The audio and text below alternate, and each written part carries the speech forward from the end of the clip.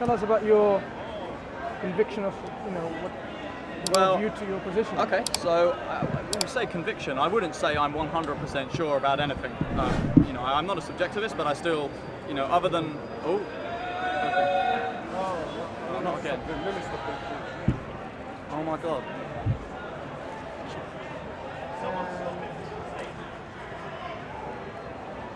And the police is every are they week, just, man. Are they just watching?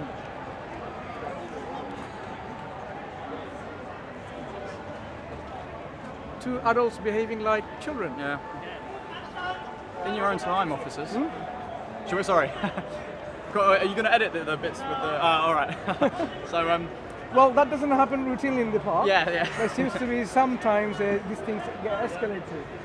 So So I guess I would say I don't think you can be sort of 100% sure when you make claims regarding the supernatural, when you make claims about God, which is why I wouldn't say I 100% know that there is no God, but I'm sort of suspicious of people who make claims of absolute certainty unless it's regarding mathematical truths. I mean, if you say that you're certain 2 + 2 = 4, that's a pretty solid, I wouldn't dispute that. But insofar as God or Allah is concerned, I sort of I haven't really seen any real strong argument. So I don't know if you want to begin with a sort of... What's the difference between arguments and evidence? So, well, in your understanding? In my understanding, an argument would be a proposition of sorts which is supported by evidence, which would be what can be observed in reality, in the physical world. Sure.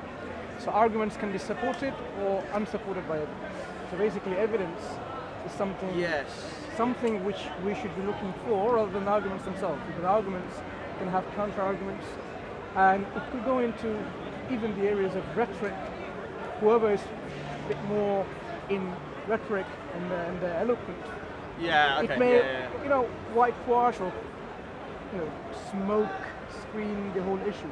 So evidence is what counts. Mm-hmm. I mean, you make arguments based on the evidence, but you're right that you shouldn't dress it up with the rhetoric. You can make arguments neglecting the evidence. Sure, absolutely. Yeah. Sure. So evidence is very important. Yeah, of course.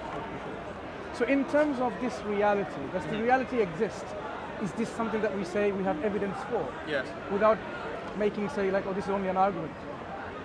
So what, the statement reality exists? That we are real and the reality around us exists. Is this something that requires an argument, or is this something that's self-evident? I would say, an objectivist would say existence is self-evident. Certainly mine is, to me, as Descartes says, cogito ergo sum. The fact that I'm able to ask that question means certainly that I exist. So I'd say 100% sure that I exist, 99.9% sure that you exist, talking to me. Yeah, so at least you know you exist. Yeah. Okay. And how did you come into existence if there were no cause to bring you into existence? Do you somehow accept that you can exist without any prior cause of your existence? Well, I would regard my parents as being my direct cause. And you go back if you go back to okay, right. So yes, I would say I would say I'm satisfied with my own existence without some divine creator. Without any God having made me in the beginning. I think it's reasonable. Sorry. So you're agreeing that you exist. Yes. And if the question is asked, how do you exist without something or someone bringing you into existence? Two possibilities. Existence like yourself, or things prior to yourself, could be rearrangement of matter, and it could be just a rearrangement of matter. That's essentially yes. So are you proposing that matter essentially is eternally existent without any prior beginning? Or, not necessarily. Or all of these things which we call reality had a beginning of existence which required a cause which brought it into existence. I would go a bit radical and say neither of those. So Immanuel Kant said, he identified that they were the two options that you could have. Either, never mind me, but say existence, say the universe. Either the universe is eternal and has always existed and gone back in time. I don't say that because that seems sort of unlikely, but he says the other option is that the universe began to exist to the point that we might call the Big Bang. But he says that that's equally absurd because if that is true, then there was an infinite time before even the universe began. And so he says how both of these are equally absurd and we can't know which is true. But if you look at recent developments in cosmology, and if you read Stephen Hawking's books on various sort of essays on time, in a brief history of time, he talks about a third option which solves the problem of a sort of eternity, which is that space-time can be finite but exist in a sort of no boundary condition. I don't know if you want me to elaborate on that more or if you know. So he says essentially we're still looking for a kind of unified theory of both quantum mechanics and also the theory of gravity, because so far gravity and the quantum field of physical study have been quite hard to reconcile. But he says that although we haven't got a unified quantum theory of gravity just at the moment, he says we can be sure of some elements which that theory has to have. And he says one of them is Richard Feynman's proposal for a sum of histories of particles, and he says the other one has to be Einstein's idea of a sort of curved space-time. And when you bring those two together, which cosmologists, Feynman and Hawking and people he's written books with are pretty sure about, it would look like a curved Euclidean, which means four-dimensional space-time, in which there is no distinction between space and time, exist. And he says, and if you apply that, then you use you add the numbers up in imaginary time, you are able to get a sort of space-time which is not infinite. It is finite, but it's in the same way that the Earth doesn't really have a boundary. The Earth is finite, but there's no boundary. If you're going around the globe, you will just keep going round. So it's a very difficult concept to understand, and I appreciate I can't really do it justice here. May I ask a question? Can I ask a question? I'm kind of agnostic. I'm not really sure whether there was or not. Sure. But I do find what they call the Kalam cosmological argument quite reasonable. So which Kalam cosmological argument? Okay. Well, let me give my. Is it William Lane Craig's? Let me just give my understanding, simplistic understanding. I mean, basically the idea that everything has a cause, as far as we know, and if you keep taking that cause back, you'll just go on ad infinitum. Yes. And therefore it seems reasonable to speculate that there may be a supernatural force that started it. Yeah, you can speculate that. Call it God if you want. Yeah. I mean, I'm not closed to the possibility I'm not saying that is true, but I'm not denying it either. I mean, it seems to be a reasonable possibility. I'm not denying that it's 0% likely. I'm saying it just seems to be. Do you mind if I get my notes out on Kalam? I've got the Kalam document here. Sorry. No, it's fine. Please. Is that all right? Interrupt me if any time you want to go on. Yeah, so I've got the Kalam here. So premise one, everything that begins to exist has a cause. Number two, the universe began to exist. Conclusion is the universe has a cause. So I've got several problems with this argument because, for one, you can't really say that everything that begins to exist does have a cause, because we don't know that, because really the only thing that you could say has begun to exist would be the universe itself. So you're really only saying, the universe began to exist, therefore the universe has a cause. So it's not really... But there is a causational series of events, isn't there? Yes. From that... Well, yes there is, but... Okay, so the way to solve that, either you have the sort of infinite, the eternal universe, which I don't believe in, by the way, because I think it could be a possibility, but I don't really sort of see it. But I think that if you've got this model of Euclidean curved space-time, that sort of solves your problem of having an infinite regress, because the theory of gravity itself predicts that its own predictions break down at the quantum level and thus at the Big Bang, and so we would sort of cease to know how time.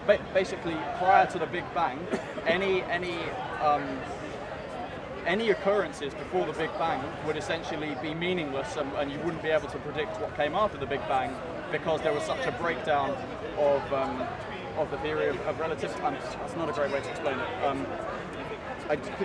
Can I give you my sort of reverse cosmological argument? So I have to confess this is not mine. But so premise one: nothing which exists can cause something non-existent to begin existing. So I can't, me who exists, I can't just bring in a rabbit from a hat into the world unless it's, you know. So you've got to start with something. Yeah. So nothing which exists, such as me, can cause something non-existent to begin existing. Yes, but that's something that exists in this physical material world. Sorry? That's something that exists in this physical material world. What about rabbits? Yes, what about something that exists outside of this world? Well, can you bring something in from outside the world into this world? Not within the parameters of the physical world as we know. But in the cosmos, you're saying it's possible. Perhaps outside of the cosmos, but on another deeper level, with what you've said, do you agree that the universe has got consciousness? Has got consciousness. I had this discussion with Sid a couple of weeks ago. Does the universe have consciousness? Yes. Insofar as we have consciousness and we're part of the universe, yes. Insofar as, unconscious objects, no, of course they don't have consciousness. By definition, the fence does not have consciousness, and that's part of the universe as well. So, does consciousness exist in the universe? Yes. But And what do you think is the source of consciousness? what is the source of consciousness? I don't know. But don't you think it's a very important question? It is an important question, but I don't think you're any more justified in saying that it's God than I think it's quite reasonable to say we're not too sure. I think you could certainly say consciousness is an emergent property. I mean, we know that that living organisms were originated from non-living organisms. Even if you reject that the Miller-Urey experiment proved that it happened on Earth, we still know that abiogenesis is possible. And so I think from single-celled organisms, that's a reasonable explanation as to how beings can become, from unicellular to multicellular, and thus become more complicated, more evolved, and thus be more conscious. I'm sorry, this was meant to be a discussion. No. I'm sorry, we silenced him. It's good. It's quite good that we're having Yeah. a discussion so we can have our input. Carry on. What do you have to say? Sorry. So yeah, what would be your response? Because to I think, when you're looking at your model of the universe, and I've only just walked in the last minute. Yeah, of so course. my guess is you're somebody who's either an agnostic or somebody who's not ultra-religious, obviously. I'm not altruist. No, so you're obviously not religious. I'm not religious. No. So Yes. the thrust of your argument was physicality, and you're basically arguing against the existence of a God. Yes. And the comeback, there are all sorts of arguments that people can throw at you. Yeah, But the one that I think is the most difficult for you to hurdle over is consciousness. It's the fact Okay, that right. you and I are conscious. Because, yeah. like, if the universe just existed as it is, that's quite amazing. But if the universe exists with consciousness, that's even more extraordinary. It is. What Yeah. is consciousness exactly? I mean, I'm not trying to be funny. No, it's a great I question. genuinely want to know. What That's exactly? a spectacular question. I agree. It's not so easy to define. So we think about. I could throw it back at you and say, who's asked the question? Right? Who has actually asked that question? Me. And who are you when you say me? Is it your mind, or is there something else there? My mind, I guess.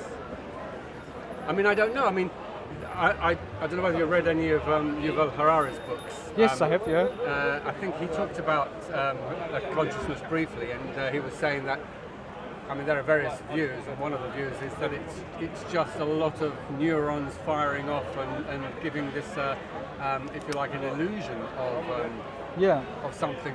I'm not inclined to subscribe to that thesis. Sorry? I'm not inclined to agree with Yuval Harari.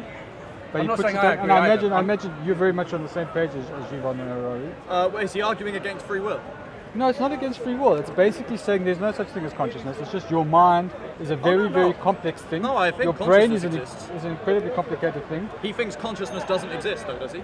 Only I think within that was your one mind. of the views that he was giving. I don't necessarily agree with him either. Yeah. But I don't know. I just don't know. Well, Rand identified consciousness as one of the three primary axioms of, I guess you could say, logic or the material, along with existence and identity. So you have existence, which predicates consciousness, and then you also have identity. These are the three. I think she called them the sort of bases of knowledge, really.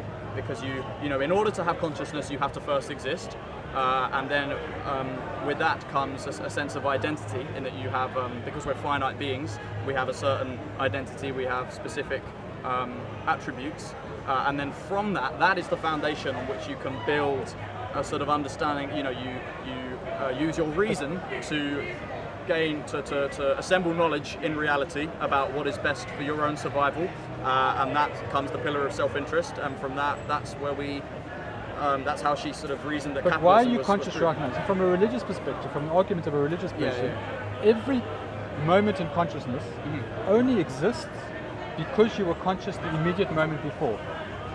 Right? Going back infinitely. Not infinitely, no. I wasn't conscious before I was born. Well, how do you know? Sorry? You think I was conscious before I was born?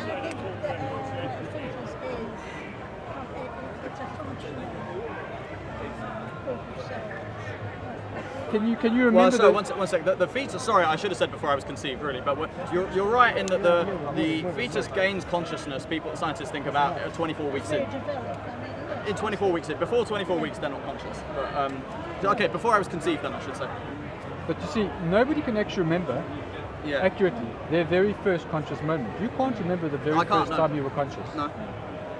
Essentially, what you're saying is consciousness is an emergent property of the rearrangement of the function of matter. That's what you're proposing.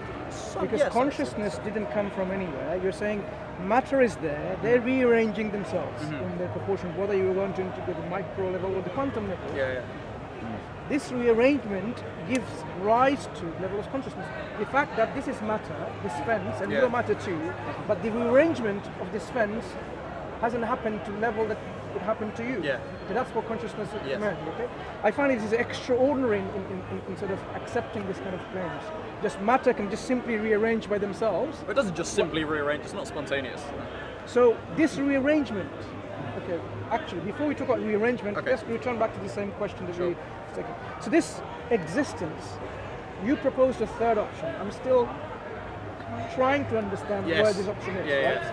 So either things have always been in existence, or they haven't been always in existence. We can look at this in a binary sense, because what's the third option?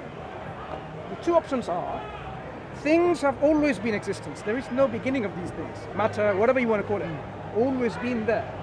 Or they haven't been always been there. But there's some point where they, they became existent in this reality. You're proposing a third option. I don't understand what that option is. Would you mind elaborating a bit more in a layman's term? What is that third option in between you must tell me if you want to stay there. Eternity without any beginning and there is a finite beginning of somehow. When I say finite, I'm not talking about the finite you're going to describe mathematically, philosophically. I'm saying... Yeah, you mean the Big Bang, right? No, of course not. Big Bang is just a model. Why people? Oh, you don't believe in the Big Bang? Okay, no. It's not about I don't believe in the Big Bang. Big Bang is just one of the many models of the emergence of our particular universe. It's a pretty strong model. It's survived a lot of the evidence that the standard model of inflation hasn't survived. Okay. Out of many models, right? So it doesn't mean this is what I'm talking about. I'm saying you have either existence which had no beginning or existence which has a beginning, right? So obviously beginning itself is quite questionable in the sense that you can ask, what do you mean by beginning? Is it linked with time or not? And that's why your equations you're bringing in is going to, I think, try to solve something mathematically. When I say existence eternally, I mean it was always there. Always there. It means whatever concept of time that you have, it is always been there. Okay? Whatever you can imagine, there was something there always. The opposition or the contrary model to this is, there wasn't something always there. So there wasn't this always business there. Okay? So what third option can there be? No, there could. You see, you think that time is linear. It's not necessarily linear. I didn't say time is linear. I said you're implying there's a beginning. I didn't imply there's a beginning. Okay. I'm saying there are two options. He's saying it's binary. I'm saying, if you think about it, there cannot be more than two options. Exactly. And I'm disagreeing. When you say there can be, okay, give us a third option. A third option is string theory. Where the idea is, which it starts off, there's like a Big Bang. The universe, just hear me out. Oh, sorry. There's an expansion from like a Big Bang concept. Doesn't mean it was the first Big Bang. the universe keeps on expanding for a vast period of time. Then as a result of things like dark matter and gravity, eventually the universe just implodes on itself and the whole process starts again over 15 billion years. And for all we know, that whole process has been going on and off infinitely. Right. So you're essentially saying what I am proposing. When you say starts off, let's start with your first statement. Starts off with what? From what? Maybe it existed forever. Maybe that whole process of expanding and contracting has gone on forever. Sorry to interrupt. Remember, I'm proposing there is only two scenarios. When you say it starts off, brother. When you say it starts off, either it was already there or it wasn't there. Whatever is starting off, is it starting off from something that is existent or something that is non-existent? You see, again, it's not that it was ever non-existent. It has always existed, perhaps. Then there is no third option from your point. You agree with me? Do you have a third option? Can I just ask you something? I'm sorry to answer the question with the question, but just before we go on, do you agree that the universe began, I should say existence began at some point, right? I would assume yes, because God created all that exists. The reality that we're talking about, because as a Muslim, you can say this existence is a creation of God that was brought into existence. Okay. But God existed always. Yeah, sure. No, I get that. So, but our particular reality was brought into existence. Okay. So before we go into what I believe, and we want to actually go to the very first principles and try to understand, how you come to your position. But I just wanted to ask. I'll let you go on. I just want to ask a question. So I believe there's something always in existence. In this proposition of mine, there are two binary options, and I would say the one that makes sense rationally, the one that makes sense logically, reasonably, is the one that is always been something in existence. You say these binary options, there's a third option. What is that third? So, as I said, can I ask you, have you read A Brief History of Time? Long time ago. Hawking, long time. It's the idea of a Euclidean curved space-time. So use layman's terms. Okay, all right. So that everyone can understand, right? All right. Because if you're not a physicist or a mathematician or someone a cosmologist, okay. People, they'll all be lost. Right. I don't know. It's a pretty technical book, but insofar as I can understand it as a layman, he says that you have to incorporate into this unified theory, what we might call a quantum theory of gravity, that you need what Richard Feynman proposed, what he called the sum of all histories, the sum over histories of a particle, which is the idea that a particle in existence doesn't just have one history, but it actually follows every single possible path in existence that it possibly could have. And he says that in order to add up the numbers to which you derive from waves, I won't go into it, but in order to add up the numbers which are associated with each of these histories, you run into technical problems, and thus you need to do the addition with imaginary time rather than real time. And imaginary time is this idea that he derives from what's called Euclidean space-time. Euclidean space-time just means a time and space which is four-dimensional and where there is no distinction between time and space.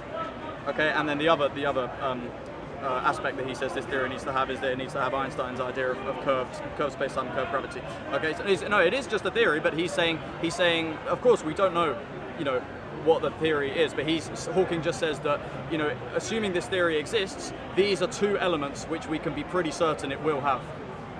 So, I don't know who said that, but it was... Certainty comes after. Sorry?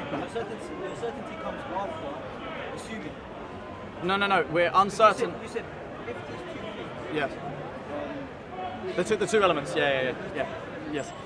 Assuming that they are then this certainty comes out. He's not taking them.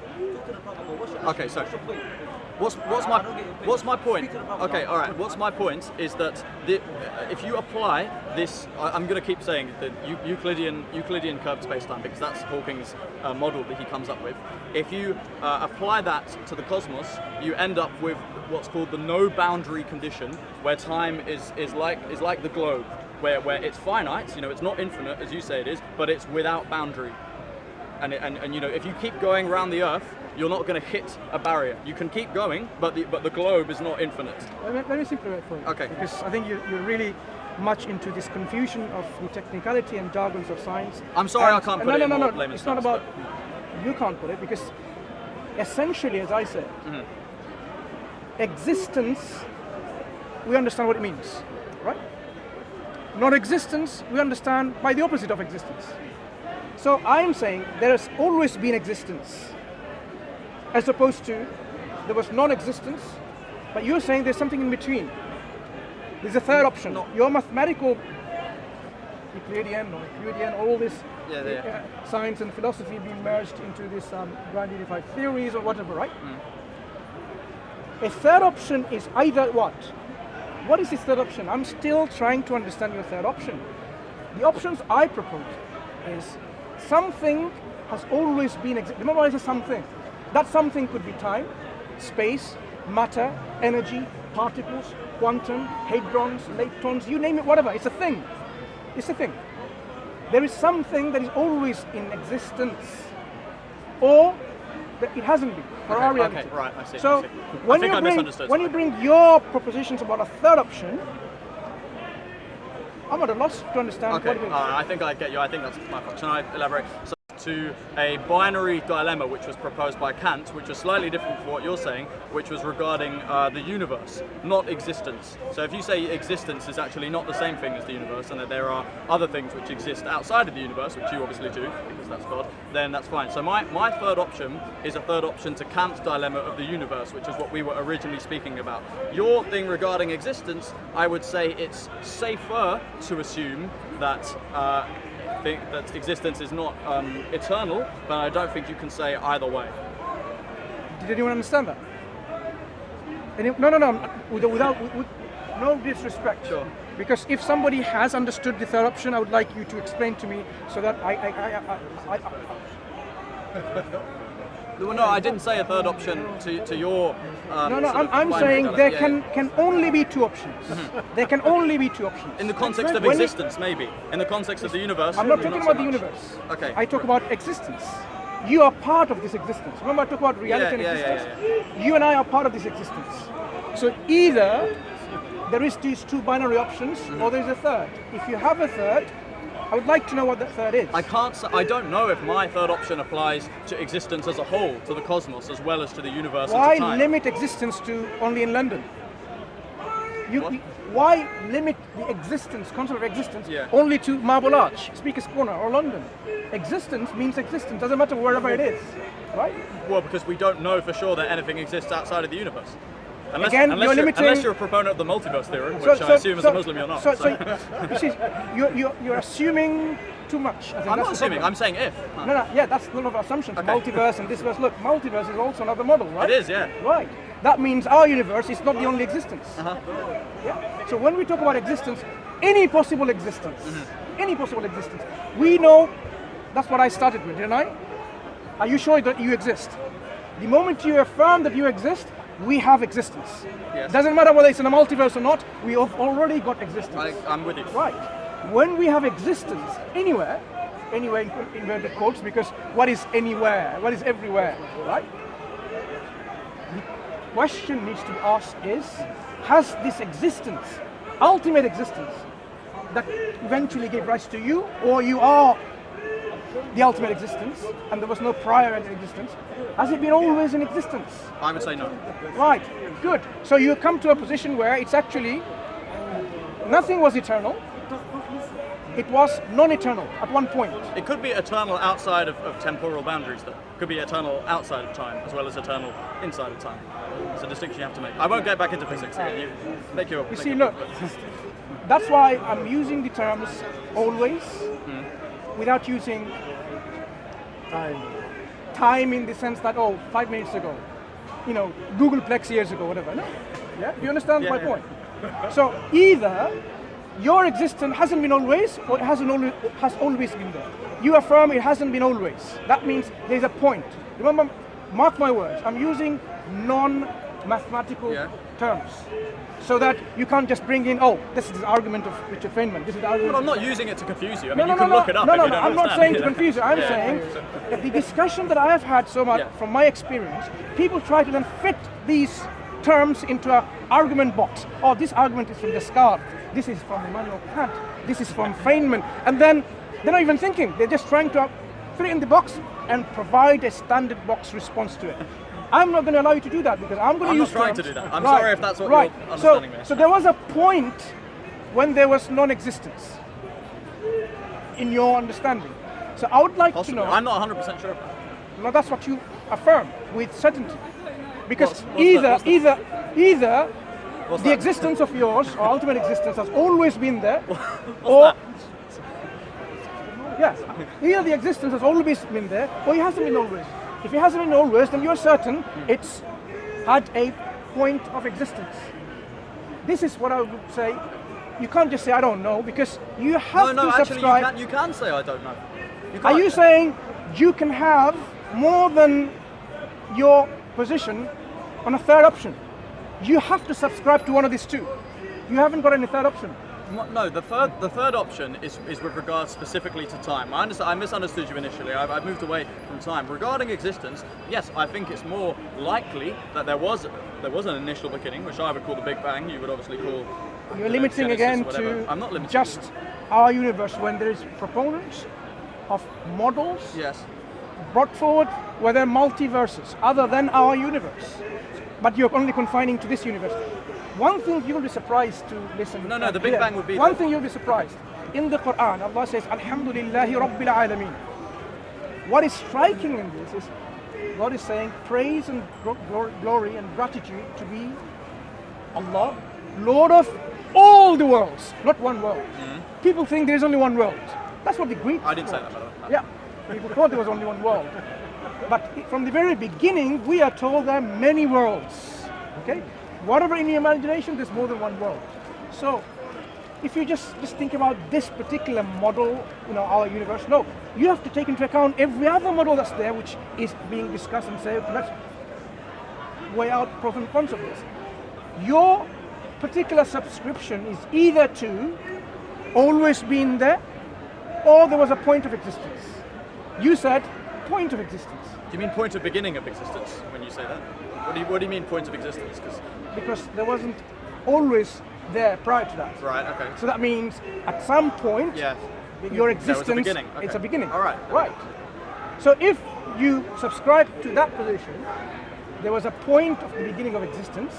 My next question would be, while there was non-existence, because that's what this assumes, how did existence proceed from non-existence? Right. So first, I'd like to say that I'm not asserting that existence began. You can't necessarily say that. I'm saying. Then you're not actually proposing or subscribing to this view. You're saying existence was always there. You cannot have any other option. I'm not saying it's two. I'm not trying to say there's any other option. I'm giving you only two binaries. There isn't a third. Answer me this. Can you be 100% sure of either option? It's not about. No, can you? Just say yes or no. Please. Okay. I am saying you can only subscribe to one or the other. You cannot have a subscription to a model that is not possible in our discussion. It's not possible. It's either always in existence or it's not. If you say it's not, we can talk about it. If you say it's always been in existence, we can talk about it. Take a position, and we take our questioning or reasoning and our discussion from there. Okay, but just answer me first. Do you accept that you can't be 100% sure of either one? Of course. Just using pure logic. Yeah, use pure. Name me one thing in this reality that has come from nothing. Where did that gate come from? Where did that tree come from? Well, it was crafted. Where did that grass come from? Using a teleological argument, no. Design argument. I don't know about what. Design argument. You're using. Do you see how you're putting the arguments in a particular argument types? I'm not doing that. That's what it's called. That's what it's called. Look, this is what it's called. A logical. Yes. Yeah. You can only say that this tree has come from the floor. Yes. This floor, underneath this floor, there's other things. Where did this floor come from? I don't know. Where did the gate come from? Where did you come from? Well, I came from my parents, but And where did your parents' it's like, well, you're gonna. There's here. Answer this question. Looking at you, just look at this. Yeah. Name me one. Just answer. Name me one thing in this reality that has come from nothing. The closest I could answer would be various particles at the quantum level, But even, which even particles exist. That's not nothing. That's right, but we don't know if it is. To us, it appears as if they pop into nothing and that they've only begun to exist once we've observed them, which could be described as coming from nothing. Yeah, but when they say nothing, it means not space, time, and matter in the sense of our universe. Right. Not literally nothing. How do you make that distinction then? Because that's what the theory of is, like Lawrence Krauss, when he says, oh, there Absolutely. is nothing, it doesn't literally mean Like, it nothing. means something, exactly. It means something, but it means nothing in the sense of when we say there's no left, up, down, right, and that, and there's no time and there's no space, Right. then we in our universe would say it's nothing, but it is actually something. So you're saying nothing is not actually nothing. No, it's actually something. So there is actually no concept of nothing which can even There be is, conceived but of. Oh, there is. Okay. There is, but the scientists like Professor Lawrence Krauss, he is not willing to accept the philosophical concept of nothing. He goes for his own redefinition of nothing in his lectures, in his books like The Universe from Nothing. And he then explains how this nothing is something. Exactly. So we have to be very careful when people talk about nothing.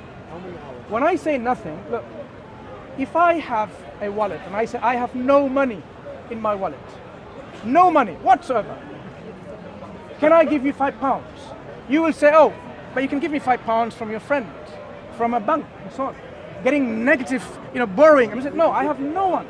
I have no friends, I have no banks. The only thing I have is my wallet, which has no money. Can I give you money? So this concept of nothing is this. Yeah. I have nothing to offer. But scientists are trying to say, yeah, you can give me £5. From where? From what? Oh, do you see that problem? This is a deception to, okay, I'm not going to go there because this will be like dishonoring our respected scientists. But this is becoming... You can disrespect No, who you like, I'm I saying don't this is care. how it becomes very polemical. Science or scientists can be very polemical They can. because they are driving a particular worldview, aren't they? Richard Dawkins, for example, is very staunch in his views, anti-religionist, anti-religion and so on. So he has a particular worldview, and because of this, he has to, make his particular arguments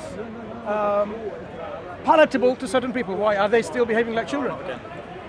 Anyway, we've got police in control, right? Okay, right. So let them deal with that. So as I said, when you ask me, can I be 100% certain in either of these two positions? That is the question that we should really discuss.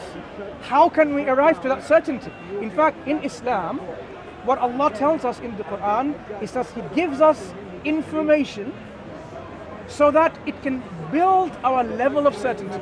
It can increase our certainty. It says, وَبِالْآخِرَةِ هُمْ يُوقِنُونَ, so that they can be certain of the hereafter. So concepts are given, information is given, which builds our confidence so that it rises our level of certainty. Our knowledge, There yes, are different levels of certainty. For example, there are, in Islamic term, I'll just briefly tell you, there are at least 3 different levels of certainty. Okay? There is something called ilmul yaqeen, ainul yaqeen, and haqqul yaqeen. Okay? So this is about knowledge. Certainty from knowledge, certainty from, say, something that you've seen yourself, you have actually first-hand seen it, witnessed it, or the real truth. Okay? Because do you remember this famous analogy that we use, how a blind man considers what an elephant looks like? Okay? That's not giving a perspective of the real truth, it's a partial truth. Okay? So in Islam, the real truth, it will happen at a certain point.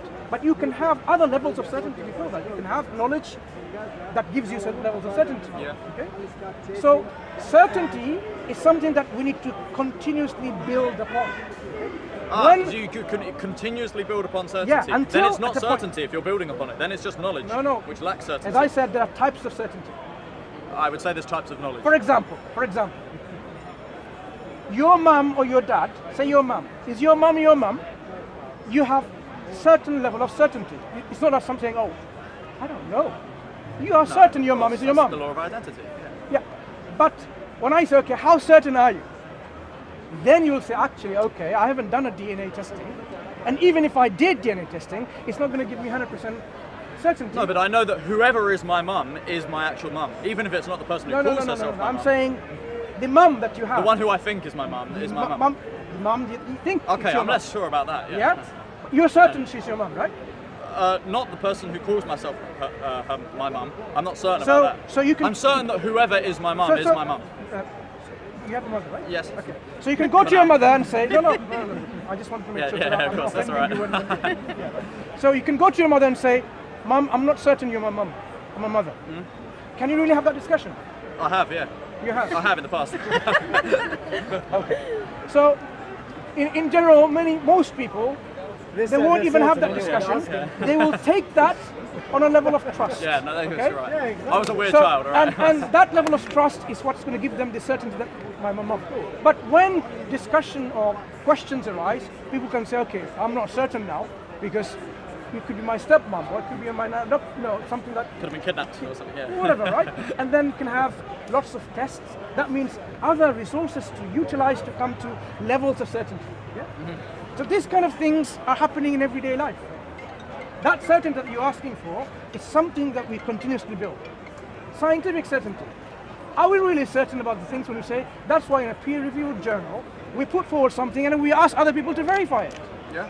See if it's replicable. Can you replicate these results? Then the more you replicate this result, the level of certainty becomes higher. Yeah, I'm with you. Right. So in these two propositions, always existing and not always existing, we can actually analyze each of them in turn. Okay, let's take the position where it wasn't always existent. Okay, my question would be, that means existence, and prior to this, at a certain moment is not defined by seconds or fraction of a second of time, sure. Moment, there was non-existence. Then I'm going to have to ask, how did non-existence come into or become existence? Because non-existence in our understanding would be absence of any existence. Absence of matter, absence of time, absence of quanta, absence of gravity, absence of energy. Absence of God? Absence of everything. Okay. Non-existence is absence of everything. Okay, good. So when you have absence of everything, how can you then have existence? In what way you can even postulate this? Well, okay, so I'm going to answer your question with a question, but did God create, I don't want to say existence, but the universe, the cosmos, from nothing, or did he create it from parts of himself? It has to be one of the two. Before you go into God exists, okay, and how he created this universe, let's talk about the other alternative. Okay. Yeah? I mean, there's only so much I can say. I'm saying, remember, once we deal with this alternative, we have to go to the other alternative to see whether this is rationally feasible, whether it makes sense or not. You can't just deal with one alternative and then say, that's it, I've proven the other. No, I didn't say that. No, I'm with you now. Okay, I'm good. saying we cannot say once you've proven it means the other is right, because we need to check the other and see whether that makes sense too. Okay, the floor is yours. Right. So non-existence, in the second alternative, the infinite. Non-existence, which is not always been there. Okay, right. Remember, I subscribe to the position where there's always been something there. Okay? So I'm talking about the other alternative. Right, okay, yeah. The alternative that you seem to subscribe, but not certain. All right, yeah. We follow so far. So in this position, there is non-existence, and then existence proceeded from it, or existence was risen from it, or came out from it. Non-existence became existence. When non-existence is absence of every existence, how do you get existence? In which scientific theories, logical theories, or arguments that you can use and say, yes, it's possible? I don't see it's possible in any way, shape, or form. Well, so, and again, I don't think you can know either way, but I would say there's a sort of, again, I'm going to use it again. I'm going to say a finite time without boundary. Okay, because time is such a difficult concept to grasp. Okay, in the sense that it may be curved. It becomes meaningless to say whether or not there is a beginning. I don't know how else I can. I kind of get what you're trying. You get what I'm. Can you put it to him in a way that it's better than? Yeah? I think you're wrong. I've been listening and well, you're explain. coming out Thank with you. intellectual rubbish. Okay, explain. No, explain. thank you. You've heard him. Explain. I'll explain something. Did you hear my question, though? By the way, I've heard a lot of what you've said. What was my question? What, to him? Something about how can non-existence not exist if it doesn't exist? Some rubbish like that. No, that wasn't my question. You're talking Sorry, about with all respect. existence. No, With all due you've been respect, talking no, for what I'm saying is, half an when hour. you offer your response, So you can't it's do that. only fair, do you not agree, that the response is in line with the question that is asked? Yes. Right. So the question that I asked, I will tell you what I asked. When you have non-existence, how do you get existence from non-existence? I'll answer that. Thank you. I'll answer it. I'll put a question to you. Does death exist? Answer that. I'm not answering anything. I'm going to ask No, you. you can't answer it. It's not about I can't The answer great it. intellectual can't answer You it. agreed with my friend here, Jacob. Was It's a simple question. It's a simple question. Does death exist? Explain. Oh, okay. Define death. You can't This is define an argument I death wasn't because gonna it doesn't exist. Sorry. If you ask me a question, your question has certain words in the language that you're speaking with me in English. Every term must have a meaning. If it's meaningless term, then I cannot provide you any response. So when you say, does death exist? So, does, I know what does mean in English language. I can pick up a dictionary on my phone and I can tell you what does mean. Does, did, do, right? Right. Death is the key point. Well, I'll come back to it later. Existence, yes, it's a defined term. So I'm asking you simply, what do you mean by death? Would you like to qualify your term? Define it in the simplest way. The answer is Death no. doesn't exist. It doesn't exist. You see, you're not responding and engaging with me. You asked me a question It doesn't exist. for me to respond to you. Do you? Okay, it's not fair. Yes, For that's me fair. to respond to you, I need to. It doesn't But he's exist. not asking that, It's he's asking what death, does it right? mean? Who can ever experience death? Sorry, Well, sorry. it's very, very. Sorry, by I very find it definition, not You very. can't experience it. I find it not very beneficial. It's an abstract concept. Do you find it beneficial to continue? So I appreciate that you're wanting to get involved, but I think if you sort of miss each other's questions, you can't really sort of gain any real benefit from it. No, but to be fair, How can I answer something when your terms is quite vague? You need to explain to me what you mean by. It's very simple, right? Okay, I said to you, thank you. Death doesn't exist. Are you asking me something, or are you making a statement? Let me carry on. He's You being can't clever, but he's not being experience clever. something Because if you that go to the doesn't dictionary exist. and you It's check impossible. the word death, it will tell you That's why there's we're a all meaning, alive. There's a meaning for every There's word. only If a word life. exists, That's then it. there's a definition for it. But what's his Okay. definition? Initially, you asked me a question, right? Someone Yeah. can say Right. definition of death. You asked me, like does that, death and that's it. exist? Someone can say definition Yes. of death. Thank He you. wants to know to the other side. Qualify your But term that's death. why he needs to What it define means. he's saying. I see what you're saying. I It respect what doesn't you're saying. exist. But he's It's trying an to be clever. abstract concept. That's not. Okay, but would you say it's a word that we use to describe the point from which we as humans move from existence into non-existence, or if you're religious, then from this existence into some other If he was in plane fact clever, he of would existence. answer That's, the I would say it's question. just a word to describe a change of state. Would that satisfy you?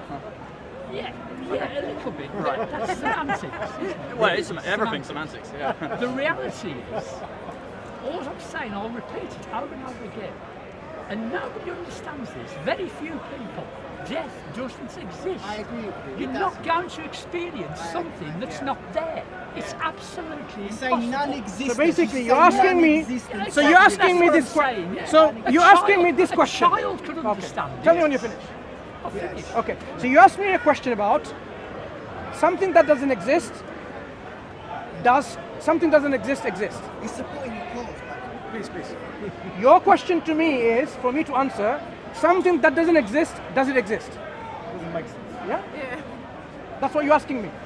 Something that doesn't exist doesn't exist. Yeah, I'll agree with that. Yeah. So you're saying no.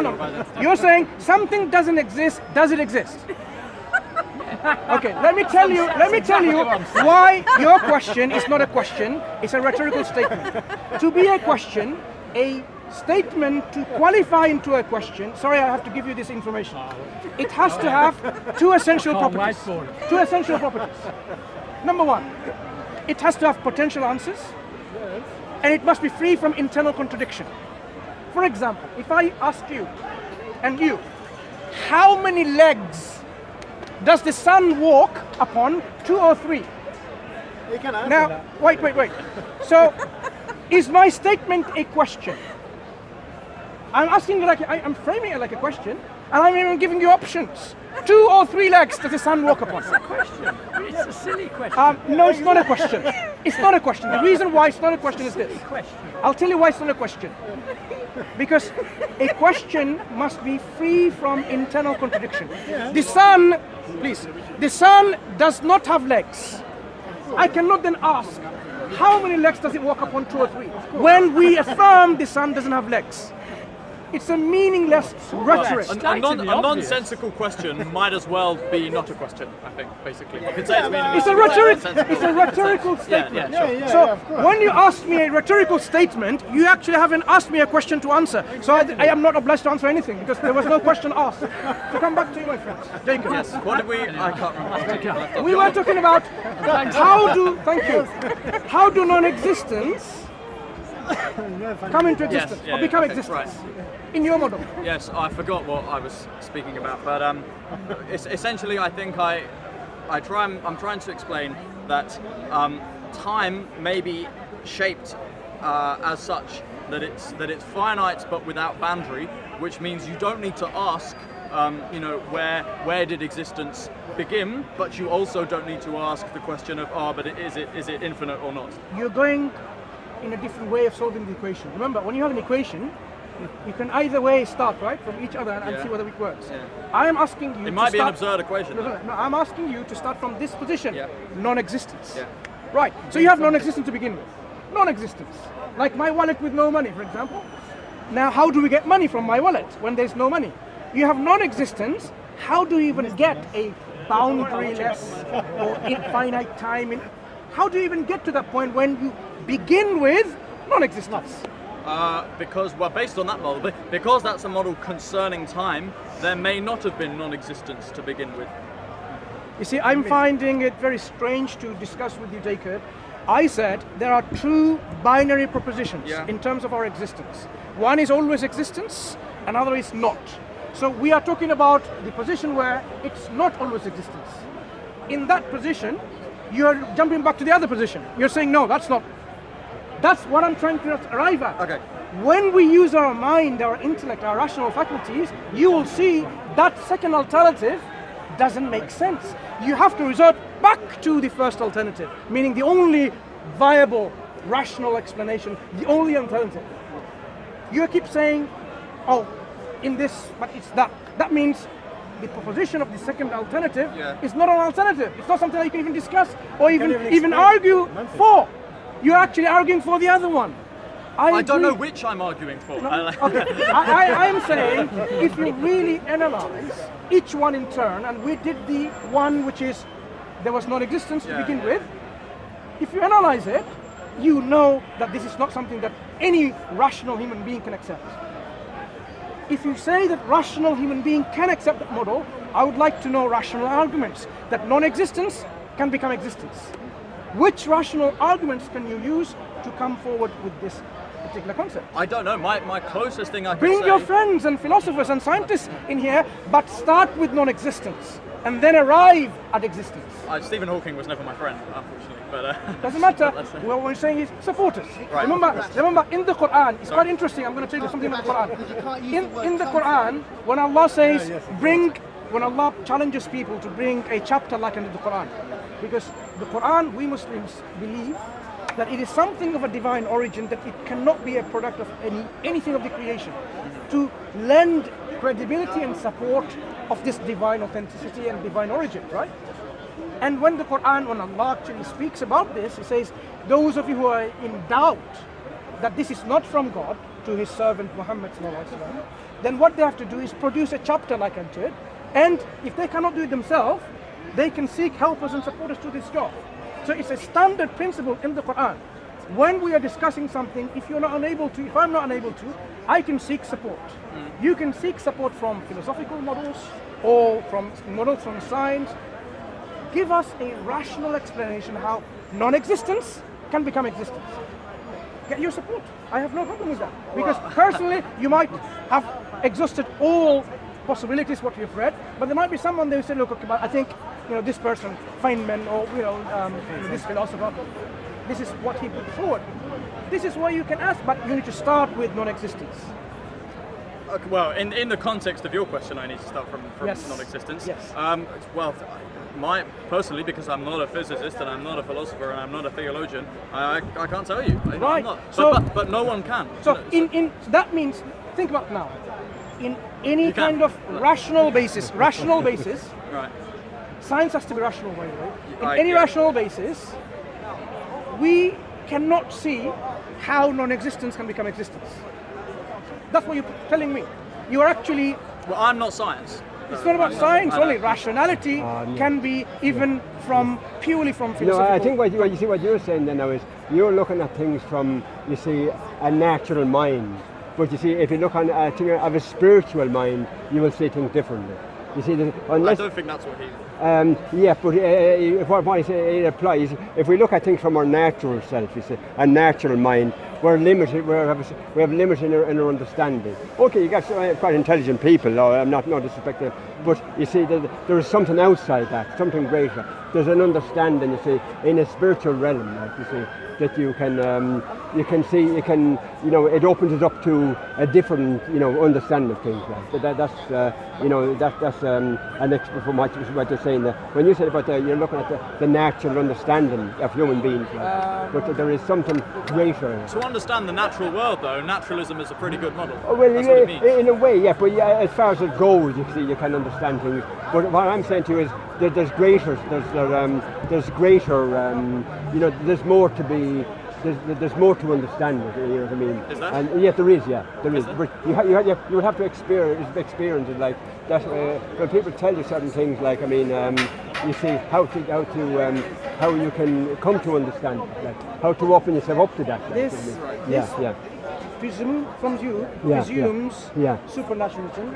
From your perspective, naturalism. So there's going to be this conflict.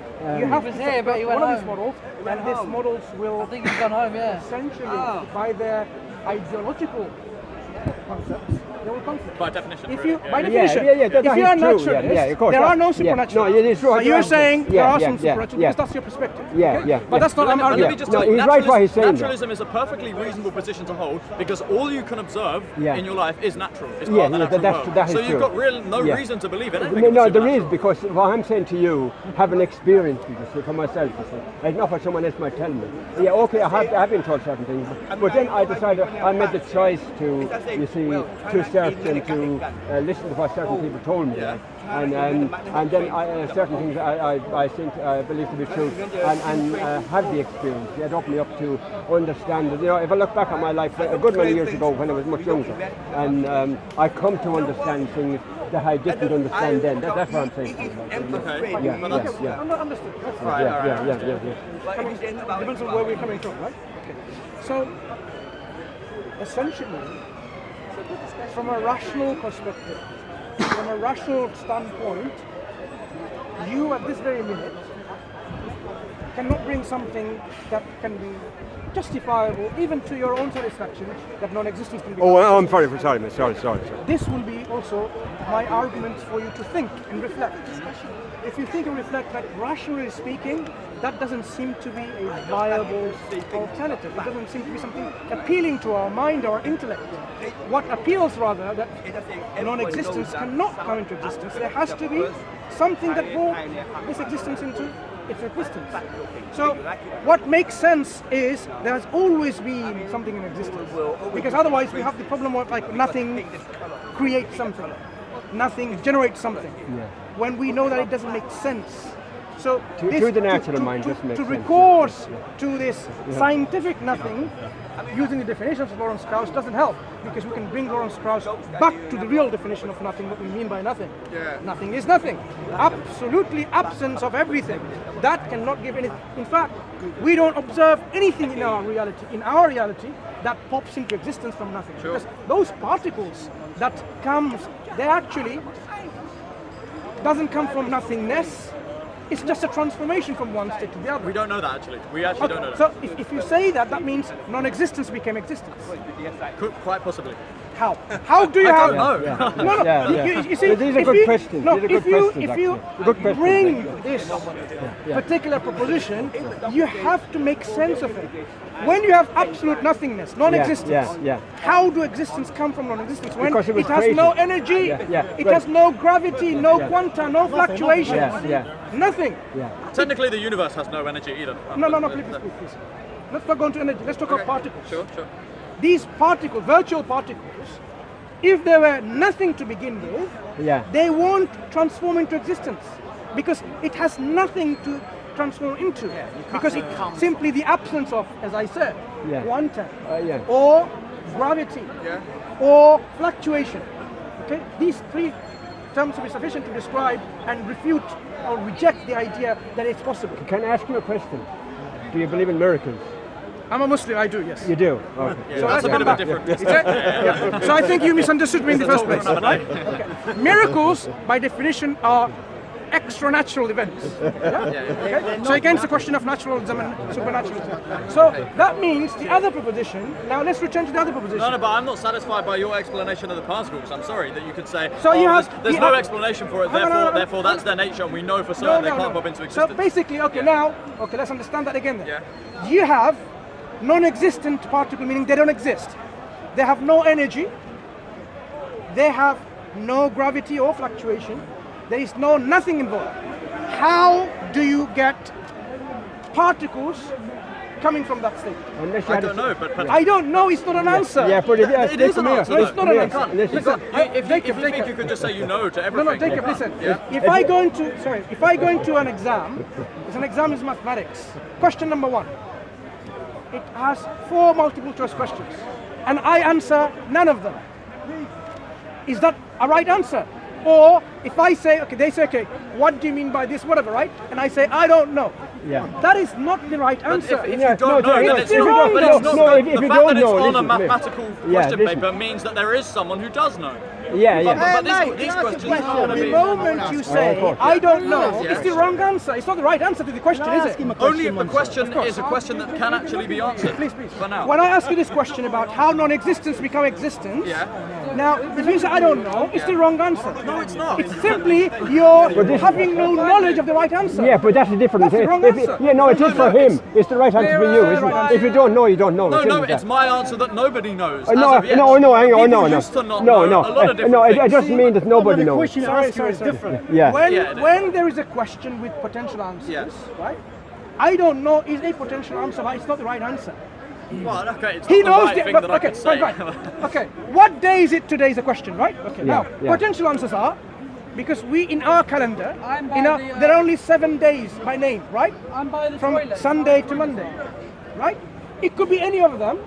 If I say, he knows, that's a potential answer. But is that the right answer to my question, what day is it today?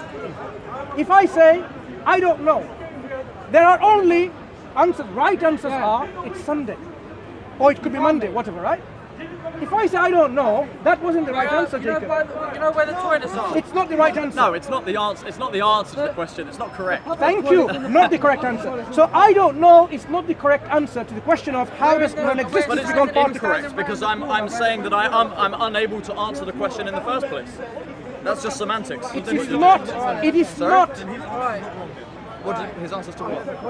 Look, it is essential that if non-existence become existence, there is a way it happened. Yes. Good point. So, So I don't know is not the right answer. Yeah. No, but it's an admission. It's a statement. Sorry. That you don't know the way. Jacob. I don't know is never the right answer to the question that is Of course asked. it's not, but it's a Thank you. denial to. Right. It's recognizing that you don't know which answer it is. It's simply saying, I don't have the right answer. Yeah. That's what you're saying. But it's not yeah. the answer to the question. Right, but no one has the answer to the question. No, that would be wrong to say that. That's another faith-based statement. You wait a minute. Yeah. Does the spaghetti monster exist? No. Wait, listen. Wait. What do you mean, listener? You asked me the question. Does the spaghetti monster exist? Probably not. Okay. Can the universe come from the spaghetti monster? Probably not. Then you've answered it. What did you just prove? What did you even just do? Something cannot come from nothing. Unless they had a supernatural being. Something cannot come from something that doesn't exist. No, but a supernatural being can create something. So you've out answered of it nothing. yourself just right now.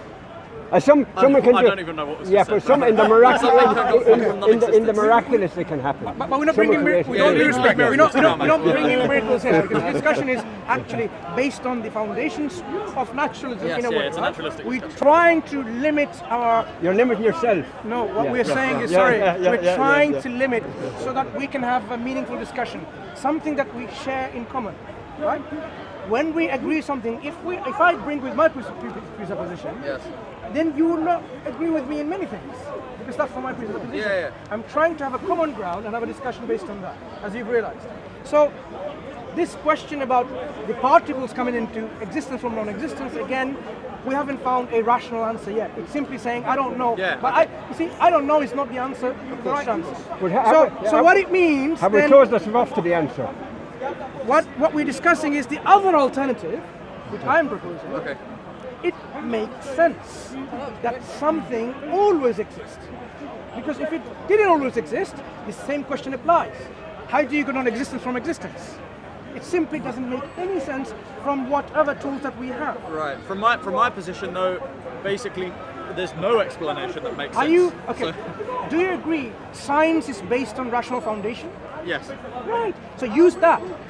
The foundation of science tells us that the proposition that between the two binaries, the one that makes rational sense is the one that always exists. But all science is not correct, not true. I think you misunderstand the point of our discussion. With all due respect, we have been speaking for more than an hour maybe already, right? I'm trying to give you the answer. But it's not the answer. So the discussion is in a different tangent. With all due respect, sorry. I'm sure you're trying to put forward a particular argument. I'm not providing... It's a conversation for another day, I think. I mean, you're more than welcome to discuss. Please, you're more than welcome to discuss. But on this particular discussion, I am just saying, because we want to make it short. For us, we benefit from each other. But of course, for those who are listening and those who are going to be listening outside, because we agreed to be on the camera, we don't want to bore our viewers. Okay, so at least they can learn something from it. So we're going to summarize the other alternative. Once we finish, we can but what you have to say is, well... Please, other alternatives... Hang on. No, but what you have to say is, well, we could be wrong, you see. We could be wrong, you see, when you're making that. I am saying, when we have come to two binaries, the position of being wrong is actually minimized already, because there is only two binaries. Because what we have, remember, the tools that we have is the tools that we're using. If you don't trust your tools and say, anything is possible, everything is possible. That means actually you can turn into something that you're not, like a fence.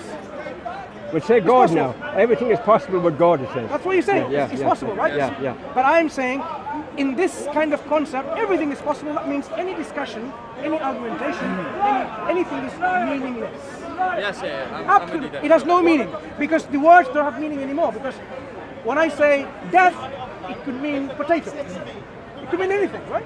So it will be meaningless exercise. So we have to turn back to the proposition of the first binary option, which is something. Can someone who's smoking please don't smoke? But you see that there's more meaning to life. Meaning to life, you have to think about. My friend, once we finish in the next 5 minutes or so, you can have a discussion if you wish, but let's wrap this up, please. So, the other alternative, which I am saying, there has to be always something. What we say is, this always something is the one who eventually gave rise to our creation, our existence. You asked me a question before, did this creator God create from absolute nothingness, like ex nihilo, or did he create something, or did he create something of himself? What we say in Islam, Allah created this universe and everything with his word. He says, kun fayakun, be and it is. So it wasn't just nothing, this word of God involved, which the nature of which we may not even understand, but something is involved in the creative word of God. When you press the remote, a button on your remote, your TV switches on, your curtains opens or closes, and depending on how much you have, high tech at your home, right? Something happens when you press. When God says be kun, he uses his word. something happens. Yeah, there's a cause. Yeah? So, yes. Something happens. So this is our position. I know. And I would argue, perhaps in a discussion from another time, that this position makes sense, more sense than any other position. In fact, there's only there's only one more position, right? And it makes sense to them. That's why from there, if you then take from there and expand it, okay, fine, if this is the case, most rational explanation. Who is this God that was always there? Who is this creator that's always there without the beginning? How is it so, and so on? That's the next step to talk about. How is this always existent being exist? I mean, yeah, it has to exist because that's the rational explanation, but how so? We can discuss this and come to this conclusion. And this is why the Quran, one of the important an aspect the Quran highlights and focuses on is this understanding of this God, this being, which was always in existence. Al-Awwal and Al-Akhir. He's the first, meaning there's no first before him. Last, meaning there's nothing after him. He's the originator. Badi' as-samawati wal ard. He's the one who brought everything into existence. How this is explained in the Quran, so that we can reflect and say, actually, do these attributes or concepts or characteristics of this being make sense or not? If it doesn't, then we can discuss. Yeah, I'm basically on the same page here. This isn't frustrating. I know you want to wrap this up. I basically agree with everything you said. I just choose not to call that God or Allah. I basically just call it existence instead, or the cosmos, or whatever it is. So I like the fact that you can conceptualize him. You know, that's fine with me. I basically have the same concept. I just don't give it that kind of godly attribute. But thank you. So we have come to at least one understanding and an agreement that there seems to be something, it makes sense to something always been there, but as to the nature of this something, the characteristics of this something. Remember someone asked a question earlier, is this universe conscious? Meaning this thing, what's your Lord? Thank you. Is this conscious or not? So likewise, next stage of discussion, if you are willing to have this discussion, certainly. Sure, is how is this characteristics applicable to this something, either its creator or the creation itself. So it's been a pleasure speaking to you. Okay. And, Indeed. You know, I didn't want to somehow belittle your technical terms. The reason why, because we will lose people who are listening to us and no one they want to understand. Because only if you are, you know, literate in the sciences of physics or mathematics or cosmology, then you would understand all this. It's your discussion, man. You can. No. I appreciate you bringing this in, but we will try to make it into a very, you know, layman's terms that we understand. And we can, and that is one of the a great task for scientists and philosophers to bring this understanding that they have to us so we can understand. I mean, I'll watch this back and try and perhaps rehash my argument in terms of layman terms for next time. But thank you very much. Brilliant. Where's my background?